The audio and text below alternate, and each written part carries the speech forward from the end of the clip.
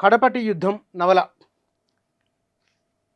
ఏ లక్ష్యాలు నెరవేర్చుకోవాలని అంత విస్తృతమైన పరిశోధన చేసి మీరు వెలువరించినట్లు? నేను కొంచెం మీరు అనుమతిస్తే కొంచెం పేపర్ చూసుకొని చదువుతా. ఓకే, మీ ఇష్టం. గుర్తుండవు కొన్ని వరుసగా. హంపి మీద నాకు ఆబ్సెషన్. హంపి అంటే చిన్నప్పుడు చదువుకున్న పాఠ్య పుస్తకాల నుంచి కూడాను పెద్దయినాక సమగ్రాంధ్ర సాహిత్యం, ఆర్ద్ర రాసిన సమగ్రాంధ్ర సాహిత్యం చదివినంత వరకు కూడాను నాకు హంపి అంటే ఆబ్సెషన్. అప్పుడు ఉన్న మీరు చెప్పినట్లే, ఇక మీకంటే నేను బాగా చెప్పలేను ఇప్పుడు. ఆ వాడలు హంపి గురించి రాసినప్పుడు ఒక విదేశ వర్తకుడు ఏం రాస్తాడంటే, హంపి నగర ప్రజలు ఒక పూట అన్నం లేకుండానే బతుకుతారు కానీ ఒక పూట పువ్వులు లేకపోతే బతకలేరు. ఎంత అద్భుతమైన ఇది ఒక విదేశీ యాత్రికుడు విజయనగర సామ్రాజ్య ప్రజల గురించి రాసిండేది. కొత్తగా పెళ్ళేళ్ళు వాళ్ళు ఉంటారు కదా, కొత్తగా పెళ్ళేళ్ళు వాళ్ళు ఇప్పుడు మనం హానీమూన్కి పంపిస్తాం కదా, కొత్తగా పెళ్ళైన వాళ్ళకి అప్పుడు ఎట్లుండేది తెలుసా? వాళ్ళ కోసమే వాళ్ళ ఇంటి పెరట్లో బావిని జవించేవాళ్ళు. ఎందుకు? ఆ బావిలో ఆ నూతన దంపతులు జలక్రీడలు ఆడుకోవడానికి. ఈ నాగరికత విన్నామా ఎక్కడైనా? First time. మగవాళ్ళు కూడాను జడలు వేసుకొని పువ్వులు ముడిచేవాళ్ళు ఆ రోజుల్లో. ఆడమగ ఇద్దరు. గంధం పూసుకోకుండా ఎవరు పొయ్యేవాళ్ళు కాదు. తప్పనిసరి గంధము ఆడమగ ఇద్దరికి. సువాసన. గోవా నుంచి విదేశీ సెంట్లు కూడా వచ్చేటివి. గోవా నుంచి మహారాజులు, సుల్తానులు అందరూ కూడాను గోవా నుంచి వచ్చిన గొప్ప సరుకుని, సెంట్లని, సుగంధ ద్రవ్యాలని దిగుమతి చేసుకునేవాళ్ళు. అంత రసికులు. అసలు హంపి విజయనగర సామ్రాజ్యం ఆ కాలంలోని ఆ నాగరికత, ఆ బావి ఉండే నాగరికత ఏం నాగరికత అది? ఇది అనుకుంటే దానికయ్యా. ఇప్పుడు నువ్వు ఎక్కడికో పోతావు, పొద్దున్నే స్కూటర్ వేసుకొని ఆ పొగ పీల్చుకుంటూ ఎక్కడికో పోయి ఆడ ఈత కొట్టి హహా ఓహో అనుకుంటూ వస్తావు. మళ్ళీ అటు వెళితే నీకు చర్మరోగాలు వస్తాయి. మళ్ళా చర్మరోగాలు వస్తాయి. అది ఎంత నాగరికత అనుకోవాలా? ఇంటింటికి ఒక ఈదులాడుకునే ఒక బావి ఉందంటే, అసలు కొత్తగా పెళ్ళైన ఆలుమొగ్గలకి జలక్రీడల కోసమే ఒక బావి ఉంటుందంటే, రాతి కాలువల్లో నుంచి నీళ్లు ఇంటింటికి పారుతాయంటే, ఇంటి పెరట్లోని పువ్వుల్లోకి పోతాయంటే, ఒక కవి ఏం చెప్తారు తెలుసా? ఒక పువ్వుల్లో ఆడవాళ్ళు జలక్రీడలు ఆడతారట. ఆడవాళ్ళు జలక్రీడలు ఆడితే అది ఆ జలక్రీడల్లో అది ఏదో సుగంధ ద్రవ్యం పేరు ఒకటి ఉంది, నాకు గుర్తు రావడం లేదు. ఆ సుగంధపు వాసన ఆ పూలు ఆ సుగంధపు అంతా రాసుకొని వాళ్ళు స్నానం చేస్తారు. ఆ సుగంధంతో స్నానం చేసిన నీళ్లు సుగంధంతోనే ఉంటాయి కదా. ఆ సుగంధపు నీళ్లు మల్లె చెట్లలోకి పోతాయంట. ఆ సుగంధం చెట్లు మల్లె చెట్లలోకి పోతే ఆ సువాసనకి అది ఏమి సువాసన అర్థం కాకుండా భ్రమలు పడతారట. ఆ మల్లె పువ్వులు, ఈ సుగంధం రెండు కలిపి. నీకు అది కాదయ్యా, అక్కడ రహస్యం ఏమంటే, మళ్ళీ ఇక్కడ స్త్రీవాదులు కొట్లాడినట్టుగా రాకుండా ఉందరుగాక. ఓకే, స్త్రీవాదులు ఓకే ఏం చెప్తారంటే, అప్పుడు అసలుకు స్త్రీ స్నానం చేయగా వచ్చిన నీళ్లతో ఆ నీళ్లను తాగి ఆ నీళ్ల నుంచి సృష్టించబడిన మల్లె పువ్వులు ఆ స్త్రీ యొక్క ఒక నగ్న సౌందర్యాన్ని, ఆ మల్లె పువ్వులు ఎంత సుకుమారంగా ఫీల్ అవుతారో వాళ్ళు. ఓకే, అదే ఆ విజయనగరం. అందువల్ల ఆ ఆబ్సెషన్ వల్ల ఓకే హంపి గురించి ఆబ్సెషన్ వల్ల రాయడము అనేది ఒకటి. తర్వాత ఇంతకుముందు మనం మాట్లాడుకున్నట్టు అస్పృశ్యత గురించి మనం హంపన్న, ఉత్తన్న ఇవన్నీ ఉన్నాయి కదా. ఇవన్నీ కూడా మనశ్శాస్త్రంలో ఉన్నాయి కదా. మనశ్శాస్త్రంలో ఇట్లాంటి కొన్ని వర్గాలను దూరంగా పెట్టి అమానవీయమైన విషయాలు మనశ్శాస్త్రంలో ఉన్నాయి. అమానవీయమైన చట్టాలు మనశాస్త్రంలో ఉన్నట్లే అమానవీయమైన చట్టాలు షరియత్తులో కూడా ఉన్నాయి. అమానవీయమైన చట్టాలు క్రైస్తవుల మత గ్రంథాల్లో కూడా ఉన్నాయి. అన్ని మత గ్రంథాల్లో కూడాను వాళ్ళ మతస్థులకు సంబంధించిన అమానవీయమైన చట్టాలు ఉన్నాయి. కాబట్టి హిందువులు తమ మత గ్రంథాలను, ముస్లింలు తమ మత గ్రంథాలను, క్రైస్తవులు తమ మత గ్రంథాలను సంస్కరించుకోవలసిన అవసరం వచ్చింది. అందరూ అన్ని మతాలని సంస్కరించుకుందాం. అందరూ అన్ని మతాలని డెమోక్రటైజ్ చేసుకుందాం. డెమోక్రటైజ్ అంటే మీకు అవగాహన అయింది అలా. డెమోక్రటైజ్ అంటే ఉదాహరణకు ఒక మాట చెప్తా. తిరుమలలో శ్రీవారికి గుడ్డలు ఒకటి ఇస్త్రీ చేసుకొని వస్తాడు. ఒకడు ఆ గుడ్డలు నేస్తాడు. ఆ వెంకటేశ్వరుడు కోసం పాపం ఒకడు గుడ్డలు నేస్తాడు. అంటే వెంకటేశ్వరుడికి గుడ్డలు నేసే ఒక నేతవాడు ఉంటాడు. అక్కడ ఆ స్వామికి తల్లినీళ్ళు సమర్పించడానికి పోతే అక్కడ మన తలలు గురిగే క్రాఫ్లు గురిగే ఒక మంగళవాడు ఉంటాడు. అది ఆ విధంగా చూస్తే కనుక ఒక నేసే ఆయన్నో, ఒక మంగళ ఆయన్నో, ఒక చాకల ఆయన్నో టీటీడీకి చైర్మన్గా ఎందుకు చేయకూడదు? ప్రజాస్వామ్యం అని మీరే అంటున్నారు కదా.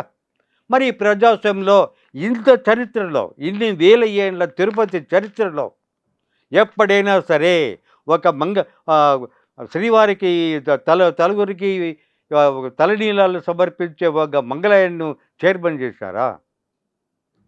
అదే మీరు మొక్కే స్వామికి గుడ్డలు నేత నేసే ఒక నేతగానికి ఎప్పుడైనా చైర్మన్ పదవి ఇచ్చినారా? ఒక చాకలవానికి ఇచ్చినారా? నూనె తీసే ఒక గాడ్లవానికి ఇచ్చినారా? నెయ్యి పోసే ఒక గొల్లవానికి ఇచ్చినారా? చెప్పండి. ఎందుకు ఈ కులాలన్నీ కూడా విస్మరించబడినవి? ఎందుకంటే హిందూ మతంలో డెమోక్రసీ లేదు కాబట్టి. ఆ హిందూ మతం ఈరోజు డెమోక్రటైజ్ కావాలా అని మేమంతా కోరుకుంటున్నాం, దళిత బహుజనులు. అందుకే హైందవము అని తపస్సు చేసే, అని ధ్యానించే, అని రామభజన మాదిరి చేసే ఈ ఆర్ఎస్ఎస్ వాళ్ళు కానీ హైందవ రాజకీయాలు ఏవైనా సరే వాళ్ళు తప్పనిసరిగా హైందవం విజయం సాధించాలంటే ముందు దళితుల యొక్క, బహుజనుల యొక్క ఆసక్తులు తెలుసుకోండి. ఆ ఆసక్తులు నెరవేర్చండి. హైందవాన్ని డెమోక్రటైజ్ చేసినప్పుడే మీ హైందవం నిలబడుతుంది. ఇంకా ఈ 21వ శతాబ్దంలో కూడా డెమోక్రటైజ్ కాని పక్షంలో అన్ని మతాలలాగే చచ్చుబడిపోతాయి.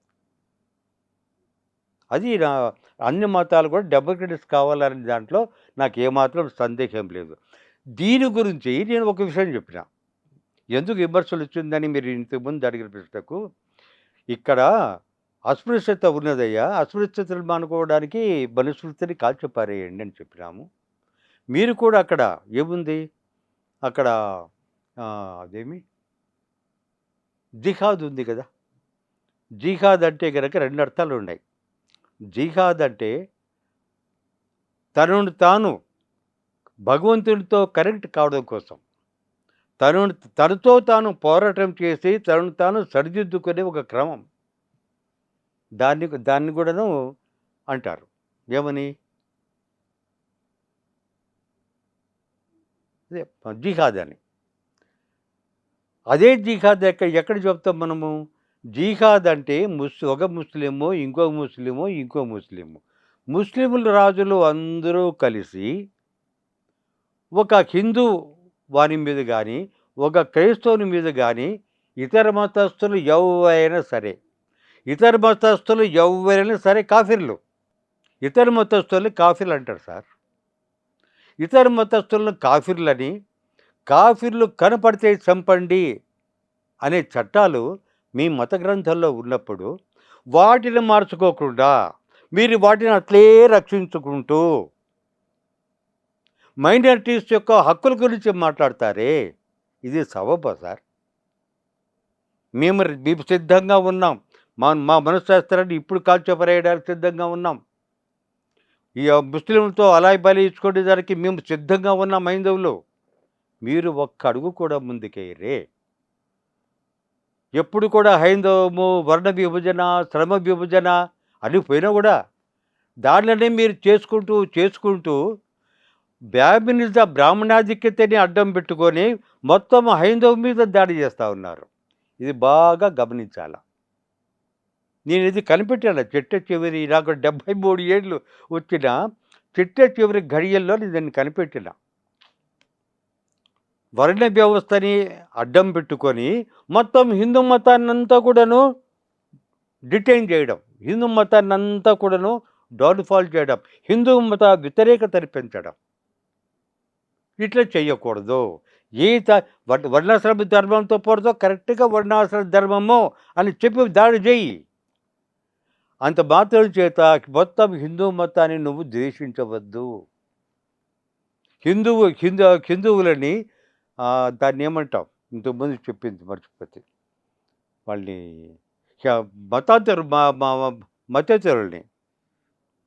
మతేతరులుగానే చూడు కానీ ఆ మతేతరులకి కాఫిర్లు అని పేరు పెట్టి, అవిశ్వాసులు అని పేరు పెట్టి, అవిశ్వాసులు చంపమని ఉండే కొన్ని సూత్రాలని మీరు ఇంకా అట్లా కాపాడుకుంటూ మోసం చేయొద్దు. ఇక్కడ ఈ భూమి మీద పుట్టిన మీరు మా జాతి వాళ్ళే. ముస్లింలందరూ మా ద్రవిడులే. ఇక్కడ ఉన్న క్రిస్టియన్లందరూ కూడా ద్రవిడులే. వాళ్ళు హిందూ మతానికంటే ముందు ద్రవిడులు. ద్రవిడులతో ఓన్ చేసుకోండి మీ అస్తిత్వాలని. ద్రవిడులతో ఓన్ చేసుకొని ఈ నేల మీద ఉన్న సంస్కృతిని మీ సంస్కృతిగా మార్చుకోండి. ఈ నేల మీద ఉన్న సంస్కృతిని గుర్తించండి, గౌరవించండి. ఈ నేల మీద ఉన్న సంస్కృతిని మీరు గౌరవించినప్పుడు మీరు ఒక మనకు అనేకమైన ఇస్లాం దేశాలు ఉన్నాయి. అనేకమైన ఇస్లాం దేశాలు ఏమున్నాయంటే మనకు ఏమి ఇస్లాం అంటే కనుక మేము టర్కీ ముస్లింలు అని కొంతమంది అంటారు, మేము అరబ్ ముస్లిమ్స్ అని కొంతమంది అంటారు, మేము ఆఫ్రికా ముస్లిమ్స్ అని కొంతమంది అంటారు, తర్వాత ఈ ఆఫ్ఘాన్ ముస్లిమ్స్ అని కొంతమంది అంటారు. ఈ విధంగా రకరకాలుగా ఇరాన్ ముస్లింలు అంటారు, ఇరాక్ ముస్లిమ్స్ అంటారు, పర్షియన్లు అంటారు, చాలా రకాలుగా అంటారు. ఇక్కడ ఉన్న ముస్లింలు భారతీయ ముస్లింలు అని ఎందుకు చెప్పుకోకూడదు? భారతీయ ముస్లింలు అంటే మన మేధావులకు నొప్పి. అంటే మీకు మా మీద నమ్మకం లేక ఈ మాట అడుగుతున్నారా మీరు అని ఒక ప్రశ్న కూడాను. మమ్మల్ని దేశం నుంచి మీరు వెరిచేసి మా ముస్లింలని ప్రత్యేకంగా భారతీయ అని పెడుతున్నారు అని అంటారు.